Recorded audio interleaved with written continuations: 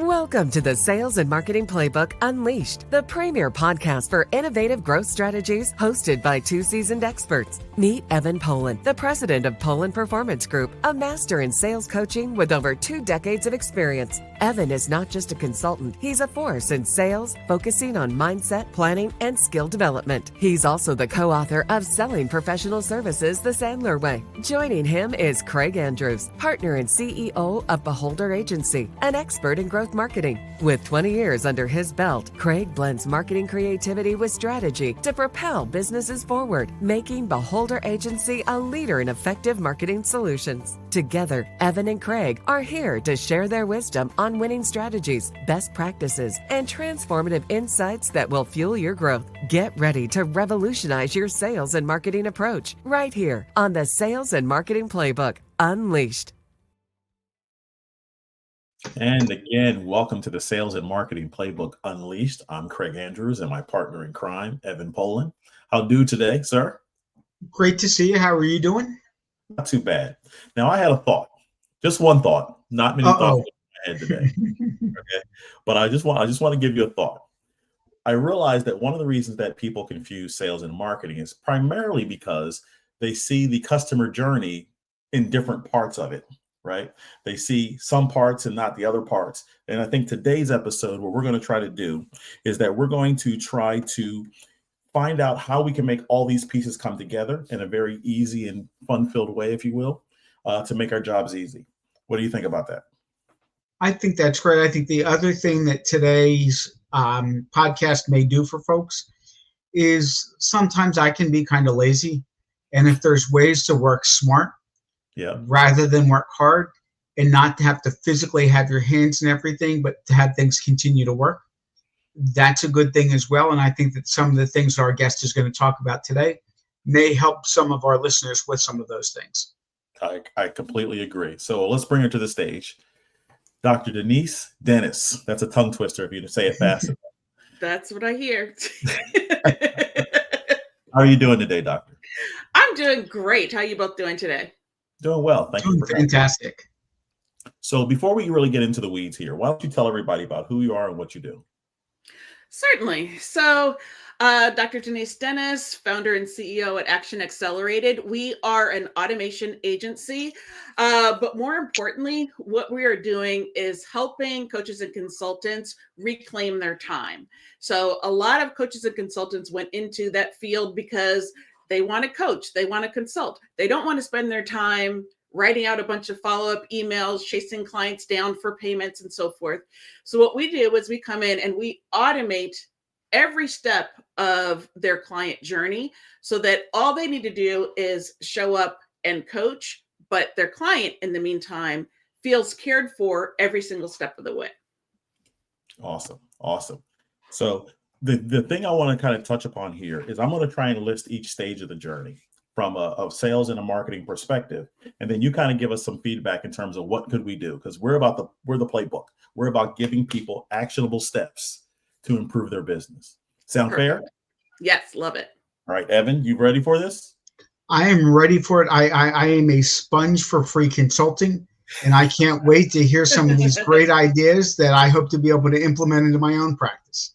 And I just need you to tie on the end of that the marketing is better than the sales, and then we'll be all set. How about that? No? Okay. He's not going for that one, Doc. Okay. So the first stage of the journey is the awareness stage, which is the purpose to attract and educate potential customers. Near and dear to my heart, but why don't you tell us from an automation perspective, what could somebody do to improve that part of the journey? Yeah. So I think, first of all, let me just talk about, I think one of the misconceptions that people have is that people are out there looking for you. They don't know you from Adam. Although it hurts our heart that people aren't looking specifically for us, but the reality is they're not. They're looking for an answer to their problem, a solution to what ails them. So one of the things we can do at this stage is to provide those answers through free snapshots into our genius. And so we typically refer to those as lead magnets, which just means giving away some of our genius for free, whether that's a free download, a free quiz, a free video series, whatever it is, the automation piece is putting that out there on social media, for example, maybe running ads. And then when people sign up by giving us their name and email address, we're automatically delivering that solution, which is letting that person see, oh, here's somebody who understands what I'm going through and who could potentially solve my problem. That sounds very familiar, Evan. That sounds very familiar. I'm still getting over the fact that people aren't specifically looking for me. That still has hurt me a little bit. But I'm going to try to move past that. Okay. To identify ways that people who aren't specifically searching for me might still be able to find me. Exactly. Absolutely. So the next stage we're going to talk about is the consideration stage. And in that part, it's the nurturing of the leads and building trust. I would say from a marketing perspective, that's very important because Evan and I have talked on many occasions in other episodes about how sales and marketing kind of fight each other. But the key part here is nurturing every lead that comes through because they found you, to your point. They finally got to the process so they found you. And so we don't want to just throw that away like it didn't exist. From an automation perspective, what can we do there? So now at the consideration stage, when they are trying to figure out, okay, was this a one-off? Yes, this was a great little quiz, or yes, this video or this PDF download was wonderful, but do they really understand me? And so in the consideration stage, you're going to continue to grow that relationship, grow that trust in you as the potential solution by sending that person emails, potentially sending that person text messages, so that they are continuing to get information that is increasing their trust in you, which means you're not immediately going in for a sale. Instead, you are establishing that relationship. Hey, let me share more about other solutions to your problem. Let me share how I helped Sally or John solve the exact same problem. Let me tell you a little bit about me so you get to understand how I'm different from the coach down the street who may say they have the same solution. So it's really building that relationship. But again, what saves people is the fact that this is all happening automatically. So it's not you manually typing out emails to each of these people all the time. So, along those lines, from your perspective, because I think I know some people who, I need to customize everything and I need to do it all and it needs to be personal. It needs to be me. I know other people on the other extreme where I don't want to touch anything. I'm automating 100%. What do you think is kind of the right mix or the right balance as they're going through that consideration stage? And how should people optimally be kind of mixing and blending the automation with maybe some personal outreach? So it should be a blend of those automated emails that are what we call evergreen, meaning whether I sign up today or sign up in 6 months from now, I start with email number 1, then email number 2, and so forth. That can be automated, but automated doesn't mean cold. So it's still infusing you and who you are, which is why we're not just copying and pasting from ChatGPT. You're still writing emails that reflect you and who you are.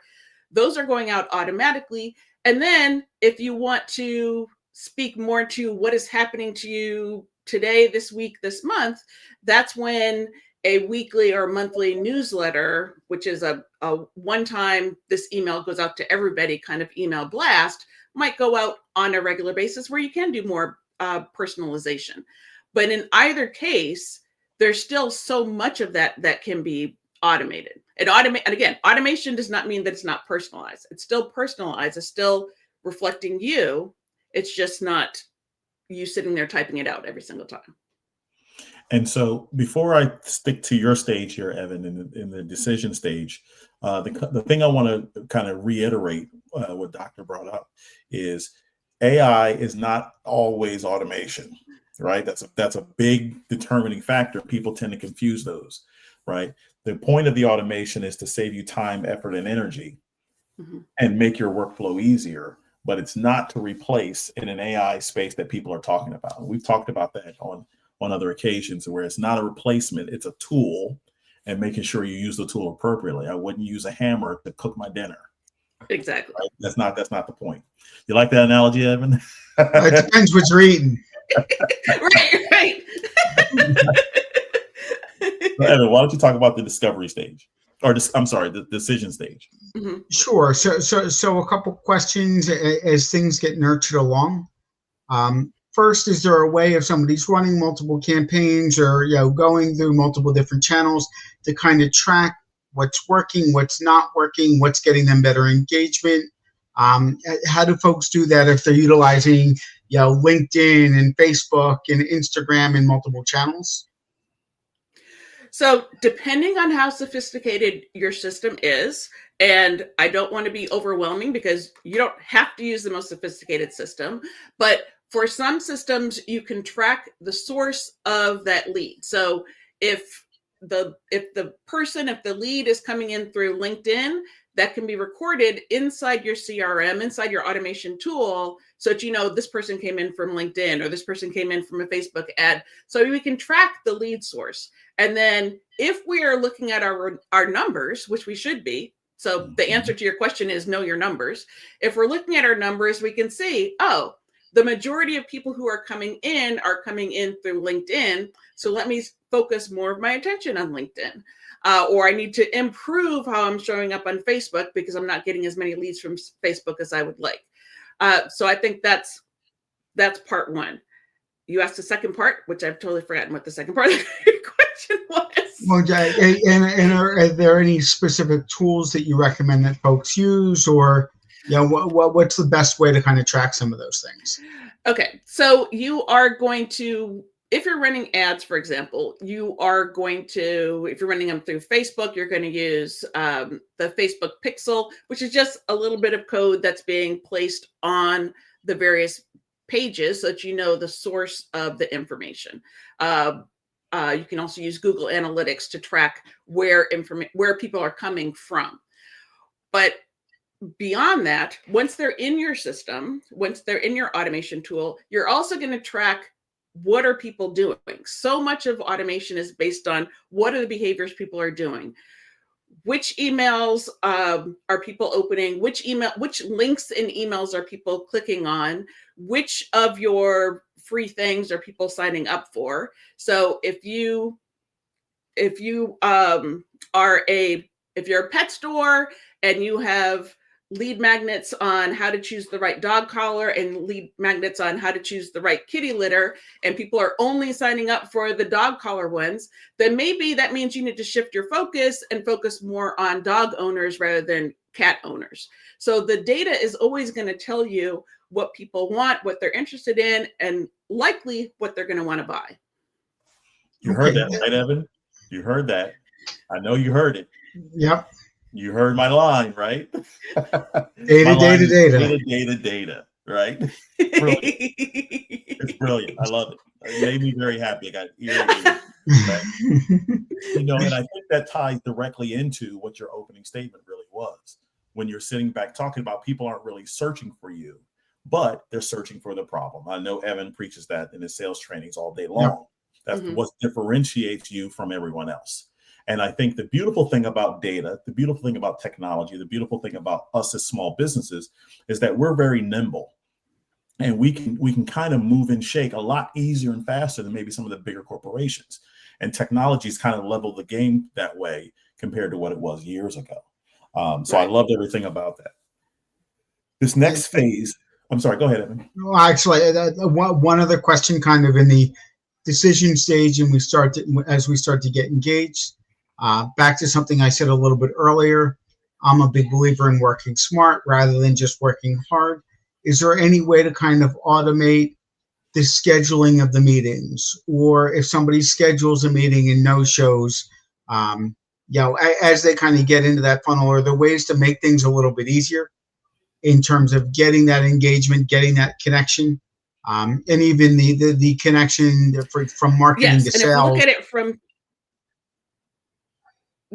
if we look at it from the prospect perspective as well as our own perspective, from the prospect's perspective, we can automate the process of giving them a link to book, which again could be part of an email. That's the next logical step of, hey, let's set up a time to talk. And there's a link in the email.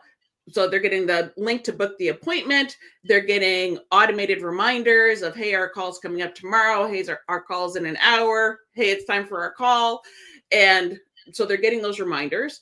And then after the appointment, if they were a no-show, we can automatically send them an email saying, hey, sorry, we missed you. Here's the link to rebook. If they were a yes, we can send them whatever our next steps are in the onboarding. If they were a maybe or a no, maybe we then add them to our long-term nurture so they still get information from us so that maybe when they are ready, it's a yes. So all of that can happen on their side, and we can make it more robust by not just sending reminders, but sending information that's like, hey, before we meet, here's some more testimonials from people who love me. So here's some more videos, or here's some more, here's an article I wrote that might be interesting to you. But so that by the time you're talking with them, they're already almost a yes, because they've had all this experience with you. So all of that can be happening. And then on our side, in terms of when to reach out, if perhaps that prospect hasn't reached out yet, again, the data can tell us, we call this lead scoring. The data can tell us, okay, well, this person has requested these 2 lead magnets. They've clicked on these 3 links. And so that's going to give them a score of 5, or however we want to rate it. And maybe we have our system set up so that anytime somebody reaches a score of 5, create a task for me to reach out to them directly. Maybe I'm going to pick up the phone and call them. So not cold calling anybody, but specifically reaching out to the people who through their actions have demonstrated, okay, they are really interested, and they're probably at the point where they're ready to at least have the conversation and more likely to say yes. Craig, is this a setup? I'm hearing more about data and tracking and using metrics to determine who I should reach out to, how strong a lead is. Does this stuff actually work? Well, I'll say very clearly, marketing's better than sales. What can I tell you? I'm kidding. So it's nice to see that somebody can be wrong and still have that self-confidence, and still have that strong identity to feel good even when they're wrong. So I'm happy for you, Craig. Anyway, moving on. This part of the stage is where a lot of people, at least from the marketing perspective, fall short, right? The part of making sure after you have the sale, which Evan can speak to, you have to do further work, right? The job's not really done even after the sale, because the biggest thing, and I know, Evan, you and I have talked about it in the sales training that we've had, is it's really good about keeping those clients on a recurring process to keep them on, right? You went through all this marketing, all this automation, all this sales training to get them in the door, and you got them. It didn't just go away after that point. You still have to nurture them. So here in this stage is the retention and loyalty stage. Just to define it, it keeps customers engaged and increase their lifetime value. Real quick, Evan, could you define lifetime value? Because I know that's a huge one for you. So I love lifetime value, especially when it's big. And that's how much that client is worth to you over the entire life of the relationship, from the first time they purchased a product or started engaging in a service throughout their entire time with you. I'll also say that before we have everybody else chime in, that as you're doing this, one of the things that I would strongly recommend from a sales perspective is at least once or twice a year, you look at all of your clients and do some account planning. Which ones do you think, because they're growing or because they're only using a small number of your products or your services, which ones can expand? Which ones can give you regular business, and is it going to be consistent? Did you lose any customers, and do you want to start a campaign to recapture some of those customers? So if you are strategic, I'm sure that some of the automation that's being suggested is going to be that much more effective. So I love that. That was a lot. So I agree with everything that you just said. So how do we do all of that? First of all, it starts from the moment that person hits submit on that order and has paid that initial money, because that's the point where they're going to be like, oh my gosh, what the heck did I just do? I could have used that money to go to the movies, put a down payment on something, whatever else. And so that's the point where they have the most anxiety about this purchase that they just made. And so right from the beginning, we want to make sure that they feel like this was a smart decision. And we do that through our onboarding. We do that through immediately sending them a welcome email, maybe sending them a welcome video. And so here's where we have that blend of the automation and the personalization. We could either have a standard video welcome that you as the business owner is like, oh my gosh, I'm so glad that you're here. Here's what you have to look forward to. Or we could automate creating a task for me to send an actual video specifically to this person where it's like, hey, John, I'm so glad that you're here. Yeah, we could also get into how we could have the AI version of me greet them automatically. That could be set up automatically. But that's just part one. We're also automating the welcome sequence. So making sure just at that beginning, when they're first on part of our community, they're getting regular emails from us, making sure they understand, hey, here's how to log on to the course platform. Here's where to join the Facebook group. Here's how to reach out if you have any questions. So again, they feel like this was a wise choice, particularly with my population, which is I primarily work with coaches and consultants. And a lot of their clients have experienced having very bad relationships with prior coaches and consultants who took their money and disappeared. And so it's so important for people to realize, no, this was actually a good choice. So you want to establish that early on. And then throughout the process, throughout your time working with that client, you're going to send regular check-in emails, maybe have an automated email series that only goes out to clients. Maybe after each coaching appointment, you automatically send out a coaching summary of your conversation. So they're, again, seeing their progress. And then periodically, you're also sending them customer satisfaction surveys so that you're getting feedback from them on things you can do to improve your services, which increases the likelihood that they're going to stick around. And then finally, throughout this process, you're also going to give them opportunities to take the next step. So if they signed up for course number 1, you're going to let them know, hey, you're doing a great job with this. You're going to want to improve these skills by taking course number 2. Hey, you signed up for my group coaching program. Let's take it deeper by having a VIP day. And so it's just a natural next step, which is also going to help increase that lifetime value. I love every bit of that. And so it's not over after the first sale. Exactly. No, not even close. And I love it because what you did is you basically set us up beautifully to talk about the final stage here, which is the optimization. The optimization is important because we need to, in sales training, we need to learn how to improve ourselves from a sales perspective. How did it go? Could it have gone smoother? From a marketing perspective, how much more efficient can I be in terms of getting more of the same like clients who are the exact ones that I want, right? So from an optimization perspective, how does that work from an automation perspective? Yeah. So you're optimizing in a couple of ways. You're optimizing by trying to duplicate the same wonderful clients that you have. So in that customer satisfaction survey, as a result of that, for the people that loved us, which of course is going to be a majority of people, for the people that loved us, we're going to ask them to provide reviews, provide testimonials, provide referrals, which is going to increase the likelihood we're going to get more people like them. Yeah.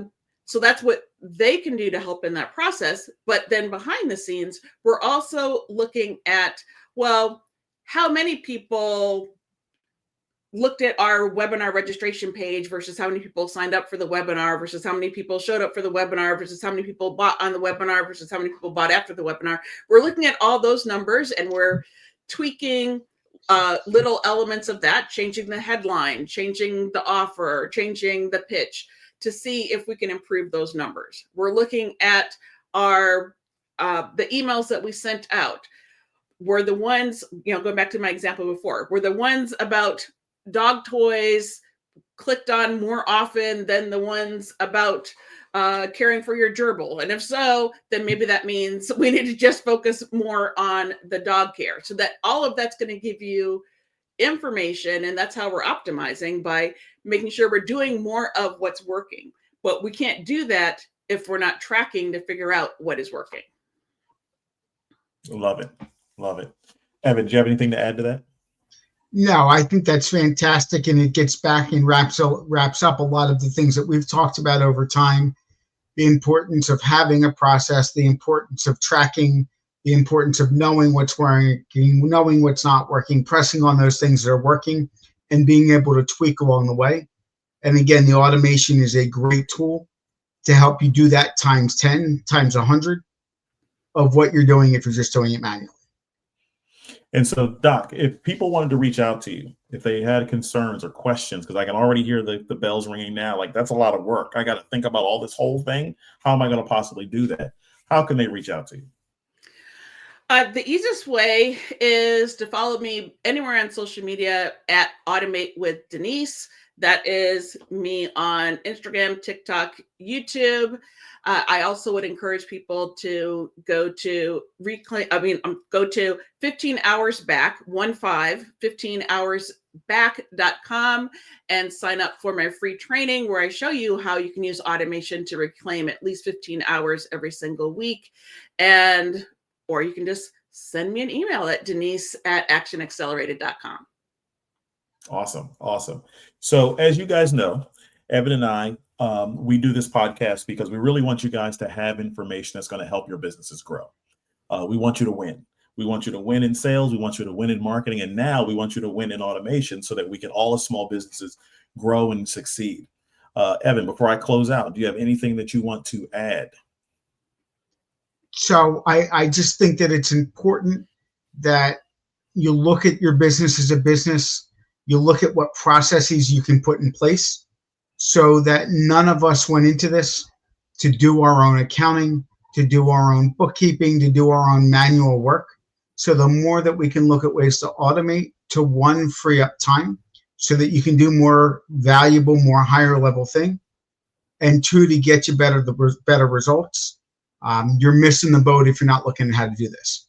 Absolutely. So if any of this information from Dr. Denise, Evan, and myself has any value to you, by all means, like, subscribe, send us a comment, all of that stuff above. We're on all the major podcast platforms. And if you want to see our beautiful faces on YouTube, by all means, you can go to YouTube and find all of our episodes there.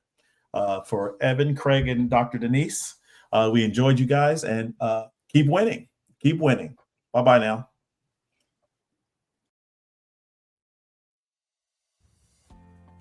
Thank you for joining us on this exhilarating journey through the world of sales and marketing. Remember, the playbook is in your hands and the possibilities are limitless. Keep exploring, experimenting, and innovating, and watch as your business reaches unprecedented levels of success. Don't forget to subscribe to the Sales and Marketing Playbook Unleashed on all major podcast platforms, and follow us on YouTube, Facebook, and LinkedIn for even more exclusive content. Until next time, keep hustling and keep winning.